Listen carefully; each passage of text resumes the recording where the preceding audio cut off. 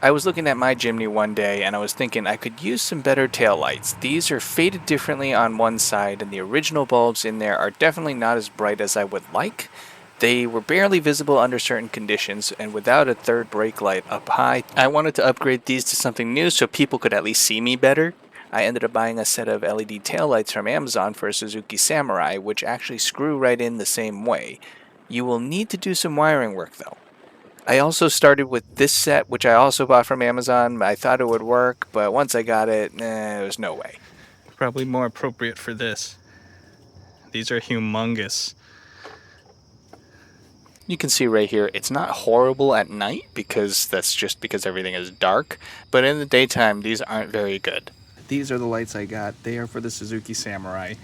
They are direct fit bolt-in for the Suzuki Jimny. They're on Amazon. If you search for Samurai LED taillights, you'll just find them. Just be aware that yours may burn out and need the same repair that I had to do to mine. These lights are really bright. That's the running light with the hazards. After driving some time, I realized my brake lights weren't even working. That was terrible to get out of there. It goes right here.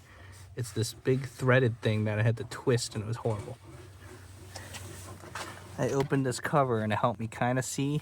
Basically, I was being stupid and I didn't test other things properly. I decided, oh yeah, something's wrong with this switch, and I wanted to take it out. I got tunnel visioned into this, so I wasted a whole bunch of time trying to test my stop switch when I didn't really need to, because there's many other ways to try it, such as just simply stepping on the brake and listening for the the shifter lock disengage, or actually checking for proper voltage at the light bulbs at the back. Oh, there we go. When it's pressed in, that's the brake is off, so this side is on. Okay. When the switch is not pressed, that's on. Pressed, not pressed. Not pressed, pressed. Okay. So I plugged this back in and it still doesn't work. What? It still doesn't work. Oh, it doesn't work because it's not plugged in. Huh. Yeah, I had too much faith in electronics that they'd be okay or whatever. But somehow the solder joint broke on both of them. So this one is burnt. I remember this being burnt when we were putting this together, and it just smelled sus. But I've been chasing this problem this whole time. And finally I was like, you know what? Let's figure out how to trace this without having to cut everything, because I crimped and oh, yeah. heat shrunk everything. And then I opened it, I looked at it, like, hey, this wire is loose. And when I tapped the wire onto the joint and the lights came on, I'm like, dang it. You know how much trouble I had to go through for this? Are you trying to take off the old solder? Yeah, I'm trying to take off the...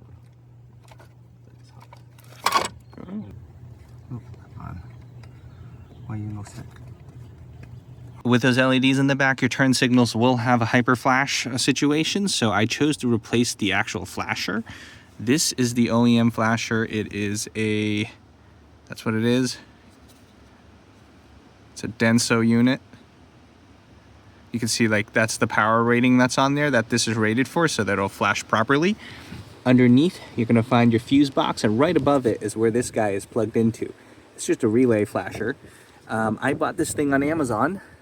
It is something like this. It does the same voltage and wattage or whatever. What you can do is actually turn the knob to adjust how fast you want it to flash, slow or fast. I'll show you this in a little bit. The reason I have wires like this is because this box is bigger than this guy. So it doesn't physically fit back into that slot. Yes, I can break those tabs off the slot or something, but I hate doing stuff like that. So I'm just gonna wire it up with some wires and kind of just zip tie this up top somewhere. I didn't like those exposed connections there, so I actually heat shrunk the whole thing. Finally got to use one of these ginormous ones.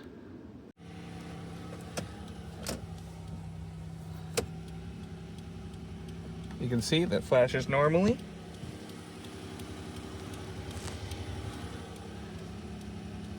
I'm turning it to the left. I could slow it down. Look how slow that is.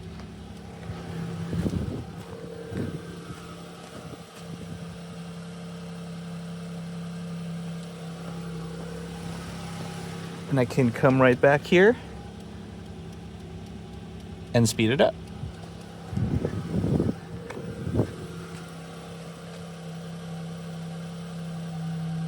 Just turn it to the flash speed you like. I think I'm happy with that. I'm gonna leave it there. So we had to resolder this again, and here we are. It is broken again. I'm not sure what's going on here. It's just the solder itself is like brittle or something. You can see it's a different type of solder. Like this is much shinier and this is like a dull color. I don't know anything about this, but sketchy Amazon electronics, man. Or I guess it's not Amazon. Sketchy Chinesium. These diodes are burnt. These were not burnt before. The ones on that side were burnt, but now this is burnt. However, it still does work properly other than this melting and breaking off or something. You can see it's not like a clean break, so it's not like it melted and unformed. It literally just shattered. It probably failed because it was a bad solder joint. It was like a cold solder or something. So my friend redid it and it's been good ever since, and we've been driving around. It's been perfectly fine. I wasn't sure what to do with this video, but Fee at Bob's Automotive Services, he serviced my buddy's Jimny. His rear wheel bearing was bad on both sides technically, but one side was worse. It was making a weird vibration at certain speeds. So I wasn't able to kind of fully record everything for the entire repair, but we got the gist of it here. Enjoy. Here is a JA22 Suzuki Jimny disassembled in the rear end. The axle is pulled out of the rear here. The differential has been removed. SV is trying to troubleshoot vibration and a noise, I believe. This is what it looks like. The wheel bearing is there. Everything is on the axle. Pressing this thing out is a nightmare. So let's take a look on the axle over here. This is pretty cool on this lift. Everything's just removed. It's just the shell. The diff has been taken out of the pumpkin there. That looks interesting. Don't really get to see much of this. Larry also just got the fresh Cosmoline coating on here. That's why it's so black and shiny. It hasn't completely set yet, but it looks like it's well coated. It'll be rust free for a long time now. Some of these spots right here, I think I see right there on the corner, there's a missing bit, so he should touch that up. But other than that, it should be all right. Everything else looks pretty clean underneath in the front. This is what the other side looks like. You can see the bearing, a speed sensor ring, I think, or ABS sensor. This is the axle tube. See how it goes all the way through? You don't even see the differential because it's not there. And this is the brake drum in the rear. So not much to look at. That's the hub right there, I guess, and that's where it spins. Right here we can see the differentials taken apart with the ring and pinion gear, all the little pieces that kind of put this together. These things that look okay, there's nothing wrong with it, and unfortunately you don't know if there's anything wrong with this until you take it out and inspect it. So looks like the differential's okay, even though it sounded like the noise was coming from the rear end in the differential. Yes. You do this one real slow, it feels good. You see how it's smooth? Go ahead. Why slow though? Because you're not gonna feel it fast. Spin it fast. I'll stop. I'll put it in reverse. Okay, now let's go to the other one. Just do it up there. Why do you have to do it on the floor? Oh. Oh. Huh. You don't feel it when you spin it fast.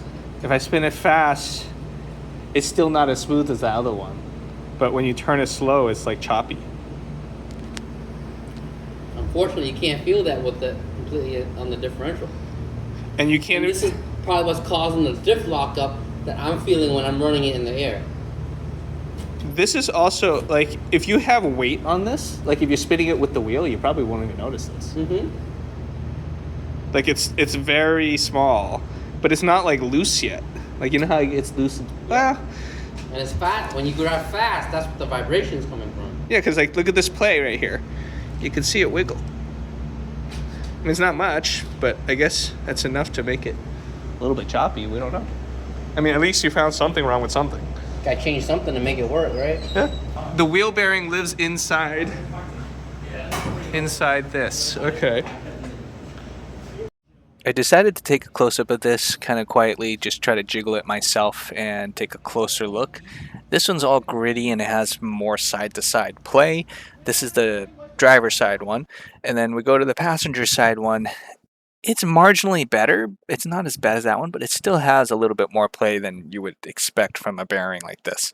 It did roll a little smoother, but you could kind of tell it's not as good as like a new bearing. But obviously it's not anywhere close to a new bearing. It's over 100,000 kilometers on it from what I remember. So what's it, 60,000 something, 70,000 miles?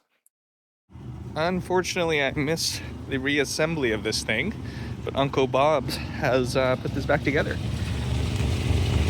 And it's freshly burning off that undercoating stuff. Still smells a little yucky. Let's see if this fixes the problem. We don't even have to go as fast, and you already know. Oh, we're gonna pick up more speed in a minute. Yeah, it's traffic. Welcome to Boston. It's always traffic. I like this thing.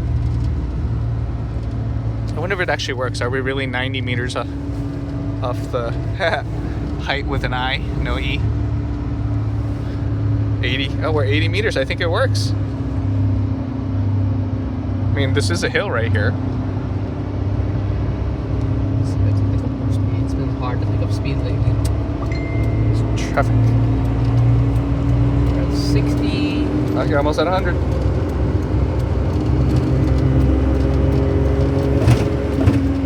Good.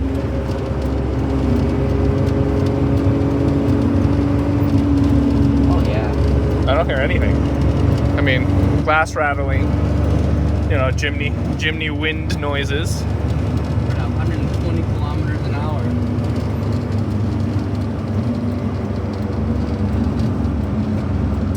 I don't hear anything out of the ordinary. That's good. You fixed it.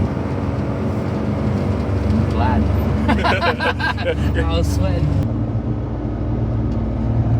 I don't know. Sound normal to you? I don't hear any. This sounds like tire noise. I'll have him come down and drive it and see what he thinks. Yeah. So it was just the wheel bearing. So I'm hoping. Let's find out what he says. Since I have posted this video a lot after, as you can see, the trees have no leaves. This was with the winter time. Larry has confirmed that the repair is completed and the noise and vibration has gone away. So it was a bad wheel bearing, and it's a little weird when it's in the axle like that because it makes the vibrations a little bit different. And if you don't know where it is, it's hard to find. So, you know, once you repair it, it is repaired. Subscribe for more and we'll see you next time.